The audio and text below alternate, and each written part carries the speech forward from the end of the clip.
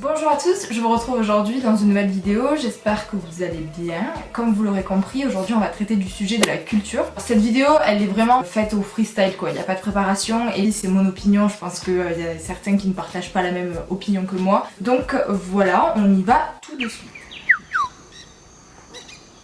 Dans un monde dominé par la précipitation, l'angoisse et l'invective, nous vous proposons Je veux juste comprendre.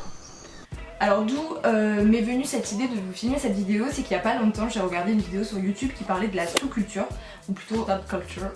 Je vais vous épargner tous les accents en anglais parce que voilà, je vous mettrai les noms sur le montage. En gros, qu'est-ce que c'est en français, il y a une connotation négative de sous-culture, ça voudrait dire qu'il y aurait un degré inférieur et donc une culture qui serait moins bonne qu'une autre. Déjà, la culture n'a pas de borne, il n'y a pas de bonne ou de mauvaise culture en soi. Chacun a sa culture, on peut être calé sur différents sujets et il y a un panel de domaines en fait à explorer, à étudier, à comprendre et à connaître. Dans l'art, vous avez le cinéma, la musique, la littérature, la peinture, enfin vous avez plein de domaines. Après vous avez la religion, vous avez le droit, vous avez le langage. Il n'y a pas une culture fixe à connaître, à savoir, parce que sinon vous êtes nul, tu connais pas tel film, t'as pas telle référence cinématographique, t'es pourri, t'as aucune culture. Non, c'est pas le cas. Le but de cette vidéo, c'est de comprendre qu'il y a énormément de cultures différentes, que ce soit dans l'art mais pas que dans l'art. Ça serait de comprendre les différences entre les cultures pour en prendre connaissance et éventuellement à ce moment-là y mettre notre opinion, notre jugement, mais sans les comprendre et sans essayer de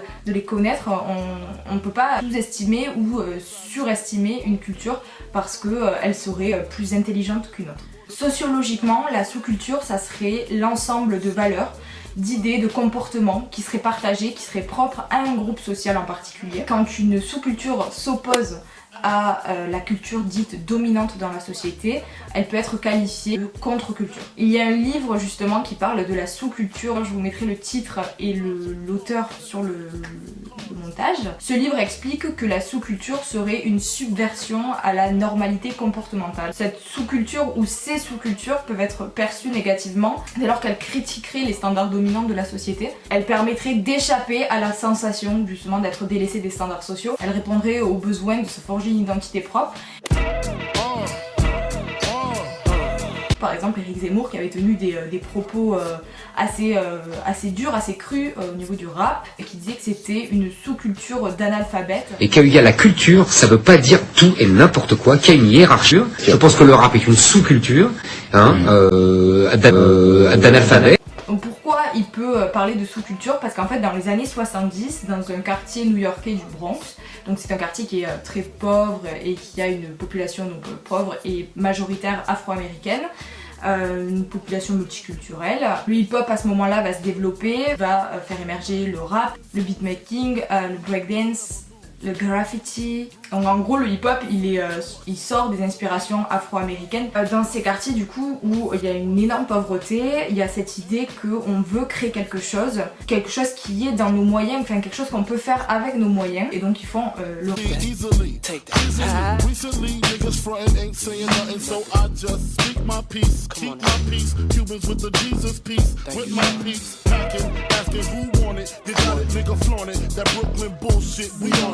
C'est de là en fait, c'est issu de toute cette mouvance artistique du hip-hop que le rap va émerger.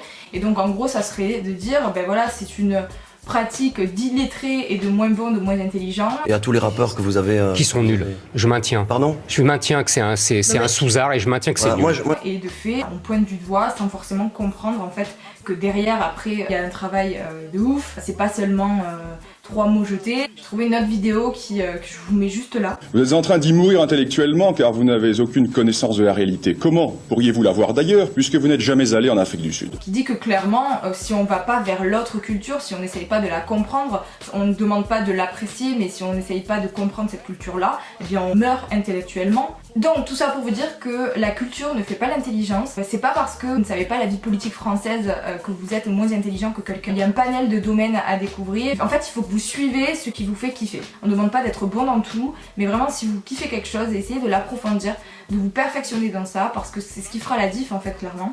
Donc vraiment il faut prendre du recul et de se demander qu'est-ce qu'on considère comme la culture. Chacun a sa propre définition subjective de ce qu'est la culture. Pour terminer cette vidéo, je vais vous montrer ce que j'utilise, quel support j'utilise pour m'instruire, pour faire les vidéos sur le crayon, pour m'informer de l'actualité. J'essaye de diversifier les supports. Moi j'utilise le plus souvent les supports vidéo et les supports iconographiques, c'est-à-dire les photos, les images, les caricatures. Et du coup je vais essayer de vous partager un petit peu ces supports. Après voilà, c'est ma culture à moi, c'est ce que j'essaye de regarder, ça se cale plutôt sur l'actu, sur la société, sur la politique. Mais encore une fois, j'essaye de diversifier, d'aller voir un petit peu ailleurs. Je vous montre ça et voilà. Alors dans tout ce qui est la catégorie société, actu, politique, basique, Hugo Décrypte sur Instagram. En gros, vous avez chaque jour, il fait un post avec 5 actus qui sont illustrés par des images. Il y a un petit article mais qui est très bref, concis, ça va droit au but. C'est intéressant parce qu'il va à l'essentiel. La deuxième chose que j'adore regarder sur YouTube en vidéo, c'est Damon, les chroniques de YouTube. En gros, c'est des lives qui se passent avec un débat en direct où vous pouvez participer. Vous avez lui qui réagit et qui explique, qui essaye d'éclairer un petit peu les enjeux, les scandales, les affaires, l'actualité. Je trouve que c'est quand même bien déconstruit, il y a un petit peu tous les avis. Les comptes après que je peux vous conseiller sur Instagram, d'abord Lina, vous pouvez trouver aussi sur YouTube, mais vous avez plein d'images d'archives et j'adore ça, moi j'adore l'histoire. Donc vous avez des vidéos pour vous montrer en fait les mœurs, comment elles évoluent, comment la société aussi progresse. Vous avez aussi Cartooning for Peace, c'est un compte qui partage des caricatures satiriques de presse et tout en dénonçant, qui décrypte l'actualité, ça dénonce les dysfonctionnements de la société. J'adore les caricatures parce que je trouve qu'il y a des messages qui se véhiculent des fois plus facilement que par les mots. Je vous mettrai tous les supports dont je vous ai parlé en barre d'infos. J'espère que cette vidéo vous aura plu, n'hésitez pas à me dire si le format vous plaît davantage ou pas que les vidéos un peu plus préparées. Je vous retrouve la semaine prochaine pour une nouvelle chronique. Bye. Never lose, never choose to. Bruise, cruise, who? Do something to us. Girls want to us, wanna do us, screw us, who us? Yeah, Papa and Pump. Close like Starsky and Hutch, stick to clutch. Yeah, I squeeze 3 at your cherry M3, bang every MC easily. Take that.